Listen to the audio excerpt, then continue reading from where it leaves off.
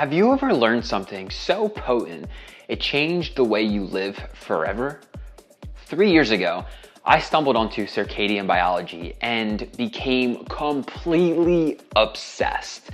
I learned that light exposure influences our internal clocks and healing mechanisms. I learned that meal timing affects hormone balance in ways that I never could have imagined.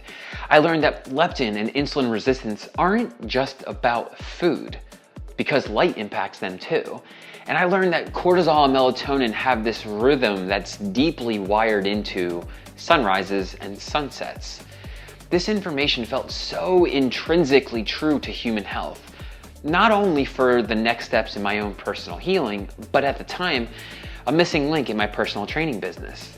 And then this obsession led me to one gigantic experiment. What if I trained outside in real sunlight instead of under gym lights? Because here's the thing, the sun isn't just a giant fireball keeping Earth from spinning into the abyss. For us, it's a master regulator. Through special photoreceptors in our eyes and skin, it tells our body, yo, here's what time it is, here's how to function.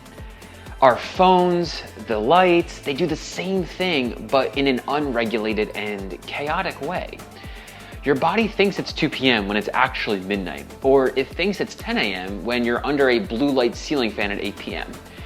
This information was so powerful, but the real challenge of my experiment wasn't the science, it wasn't the information, it was my mind. The patterns always said things like, what will people think of me? Do I look creepy training at a public park near children? I'm gonna look so fucking weird. And that's when my training became more than just a physical practice. It became meditation. It became a practice for my mind. It became a grounding ritual, a way to reconnect to Pachamama, to Mother Earth. There were days when the combination of sunlight and movement left me high on a neurochemical cocktail that felt like 3 grams of mushrooms. But there were also winters, rainy days, times I went back to the gym, and every single time my recovery was worse.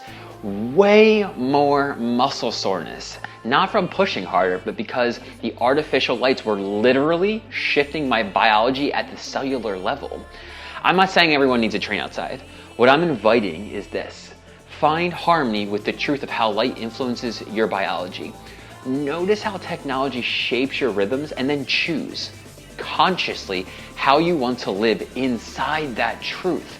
Because once you see it, you can't unsee it. And once you feel it, you'll never forget what real light does for you.